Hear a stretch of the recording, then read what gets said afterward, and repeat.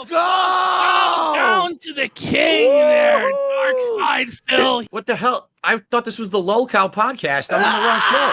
Oh, no! Kino, May 15th, 2026. The quartering is crumbling. His empire of lies is falling down, reduced to rubble, and we're ashes of Jer's grave tonight. Let's be real. This guy's hooked. By his own admission, he is now in the YouTube gulag, meaning his channels are no longer being recommended in the algorithm. They're being throttled. And we have some reason to believe that his connections that he once was able to flex, he may no longer be able to flex anymore. He's admitting that those viewership numbers, the tens of thousands of live viewers that he once had, weren't real. That they were just a result of being on the Rumble homepage, and as we know, for either bots, some sort of multiplication system, whatever. Whatever it was. Now he's off the Rumble homepage. There's no more Rumble contract, and he's like a gypsy cockroach, scurrying around from time slot to time slot, trying to find an audience because he doesn't have one. And the chat is just ruthless. Thursday, the Jannies didn't wake up at 9 a.m. Oh. What a surprise! When you don't pay them thing, why would they wake up 4 or 5 hours earlier to sweep for you for free, Jer?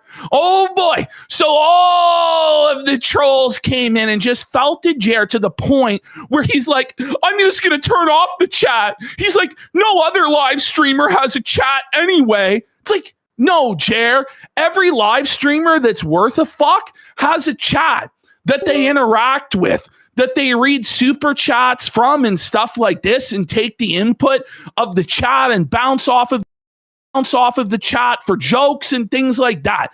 The only people who don't are the boomer dinosaurs on that think that internet live streaming is network TV, like Dan Bongino, or as Quartering calls him, Bonginio, you know, or Steven Crowder, or what's his name? Johnson. But Jeremy, you are not these people. You don't have a huge legacy audience.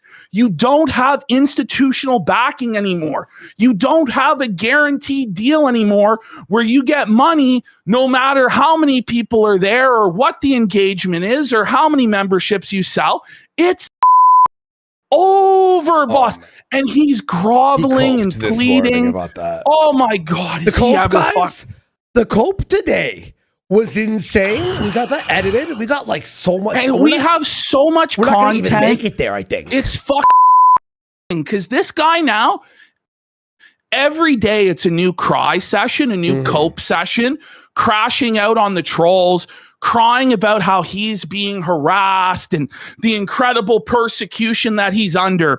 And you've got people like upper echelon out here sweeping for him now. The feeding frenzy. And I just watched the video. What a mercy to people who are down and out. And we have to go after the politicians and hold them accountable. Motherfucker, we can't hold them accountable. We can barely hold this fat rich cunt accountable, you fucking moron. We're taking out the people that we can take out. We're taking the trash to the fucking curb. Okay, that's what's going on. I just want to remind everybody how this actually started, because people, I don't think, understand what Jeremy did. Jeremy Hambley said that he would take everything from us. He would take our YouTube channel. He would take our Kick channel from us. He said he would sue us. He said that he would take everything from us. That's what he said. Someone death, by the way. That he would make us homeless. So he was saying that he was going to basically. Yeah. That he was going to take away our ability to support ourselves, to support our loved ones, our own families, because he has that power and he's a fucking king.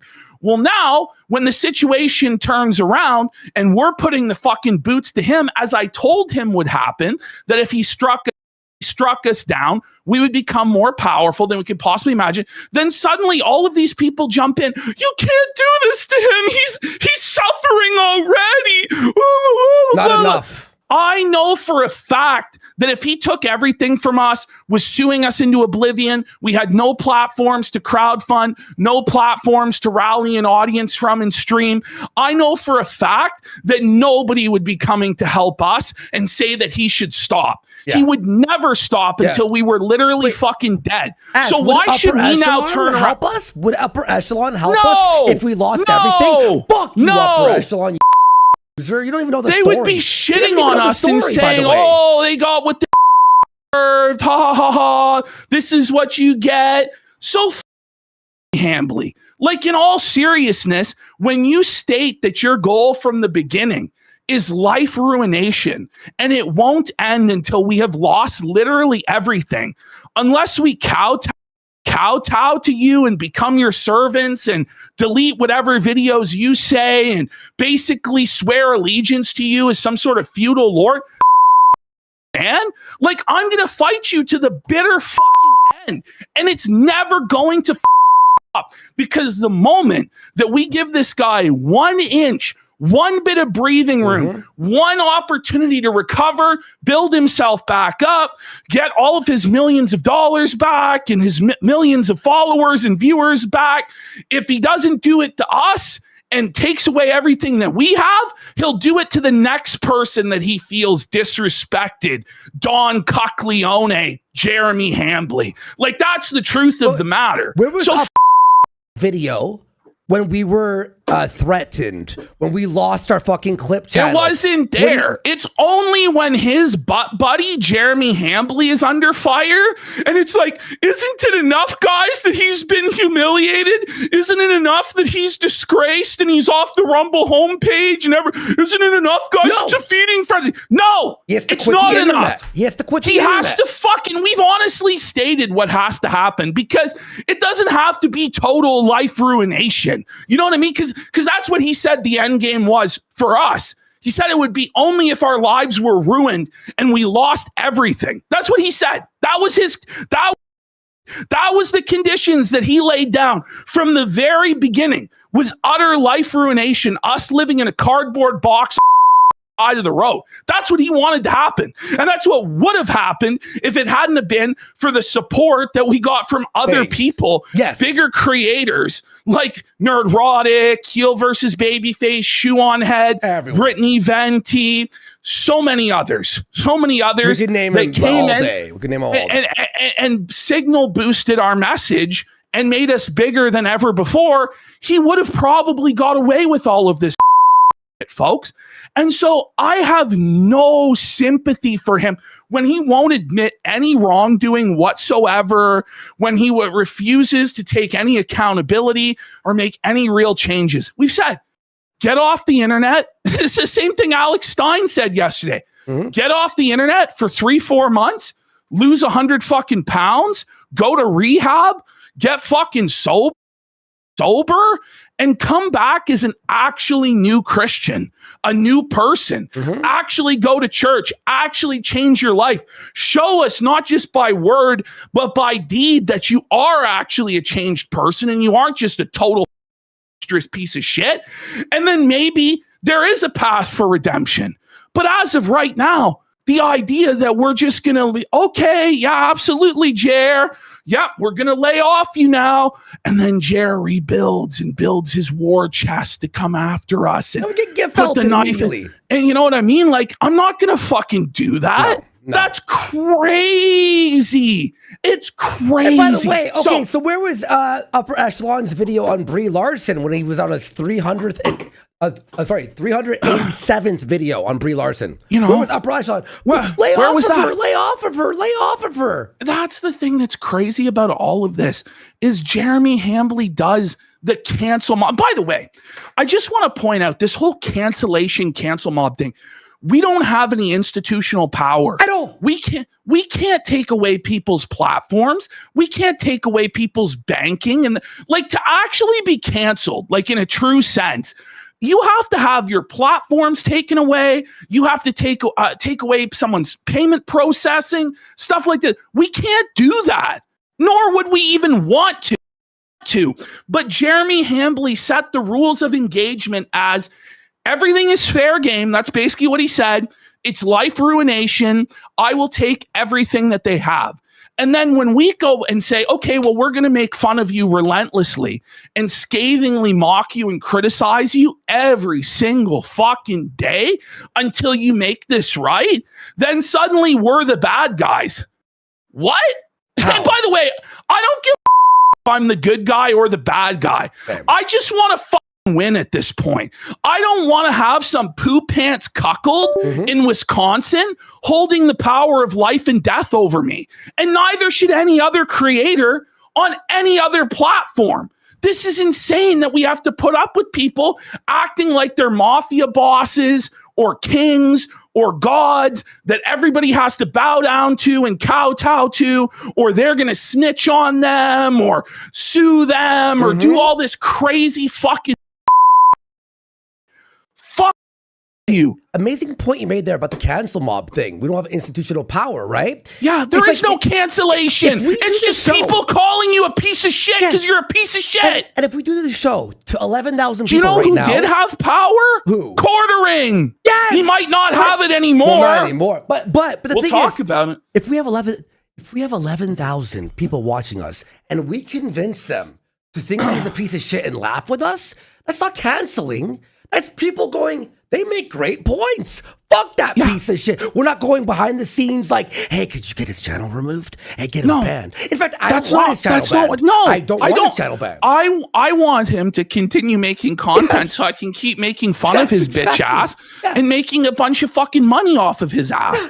And honestly, when the guy is in the drama business and has been in the drama business for decades, and let's not forget, during like all of these anti-SJW crusades that he was on with all of these various women, probably a half a dozen e-thoughts over the years, he had no mercy for them. When they were crying out that they were being harassed, they were being abused, they were getting death threats, he laughed at them and said, "Give you post proof." But then when we do that to him and laugh at him and go, "Yeah, right, you fuck baby snowflake," post receipts, he doesn't post receipts of any of the abuse whatsoever.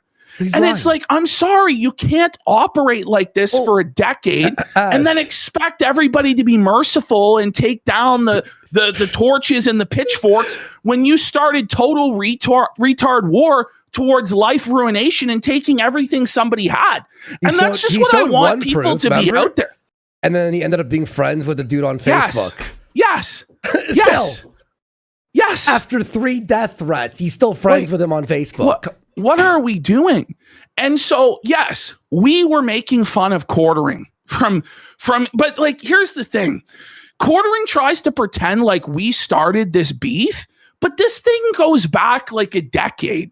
This thing goes back to the days of the Skeptic versus Sweetie Squad wars and arcane internet lore and Quartering telling Andy he hopes that Andy overdoses and dies. When Andy was down and out and Andy was struggling, Andy reached out to Quartering and said, like, "Hey man, like, can we do a collab? Hey man, can we do something?" No, I apologized. Remember, because I was on my arc where I apologized to everyone that I got when I was on coke and shit that I was mad with or had a Which, by the way, is what you should do when you're an addict and you abused all sorts of people. Yeah, I messaged everyone. Everyone's like, "Yeah, man, no problem. It's been years." The one person. Okay, some people like didn't respond to me, which is fine, obviously. Yeah. But one guy publicly posted, "You're going to be dead in a ditch. You're an addict, and no one will work with you again. And I'm going to laugh when you die." Yeah, that was Quartering after I apologized. And that was Quartering. By the way, I never even hurt his feelings. And so then, by the way, I we see for being that a retard. we were making fun of Styx, Hex, and Hammer. because he was destroying his life in alcoholism, crumbling. Jeremy Hambley was bailing him out of jail for domestic assault and all this crazy fucking shit, right? So we start catching wind of Quartering like being a fucking weird guy, being a lolcow. Then he starts begging for money, like saying he's selling his Nintendo, his Neo Geo collection. He needs this money for this coffee equipment. He put $300,000 on a credit card, which we now learned was a home equity line of credit, and then another $80,000 apparently on credit cards, and he was worried he was going to lose everything, and he needed everybody to buy the Mother's Day boxes, so we're making fun of that. And then he was saying he was going to lose his Rumble contract. And so then I start watching his show, and then I realize he's being really creepy with these female co-hosts. So I bring it up on my show, like, he's being creepy with these female co-hosts. Then the AmFest disaster happened. Diarrhea story. Where, by the way, he's scamming people, raising this money when he's supposedly a multimillionaire. Then he doesn't deliver on any of the rewards for AmFest, and then any of the autograph cards. Yeah, and then, by the way, as he's scamming all these and begging for money and all this stuff, he's flaunting all of his material possessions, his Rolex watches, his RC cars. So throughout this entire, we're just pointing this stuff out. And then we're going back over his old lore and the speculation that perhaps there's a Sky Bowl or some sort of pizza bowl, because why is he so upset that his wife is going out for pizza? But the thing is, like, the main focus of attack was never on like his wife or his family life or anything like that. There were jokes here and there, and we went over, but it was mostly watching Quartering show and dissecting Quartering show for the boring, creepy train wreck that it was. Yep. And it was him that escalated this to a life ruination level where he said that he would take everything from us. Okay. Our goal was not to take everything from him. It was to have another segment on our show where we made fun of somebody and we made money, because that's what we do. We do drama, we do comedy, we go, and it's like he just couldn't handle it. So many times throughout us making fun of him, he would like reach out in DMs crying like a It's like, no, I'm not going to stop making fun of you just because you're crying. And because I wouldn't respond to his DMs at all, because I don't want anything to do with shady, greasy characters like him that I've known for a decade plus are shady and greasy. He then goes to Josh Moon and tries to say that we have to take down all of our videos about him. And this is the thing.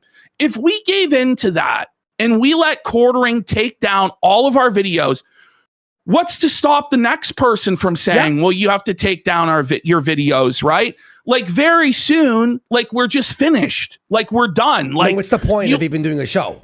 Like what's even the point? Like this guy is a big fucking baby. Like so I called terrorists, right? So I called what I thought was his bluff, because I really didn't think he had all of this power that he claimed to have had, right? I call his bluff. I say, I'm not taking this shit down. This is crazy. And Josh Moon leaks the DMs and exposes the whole extortion scheme.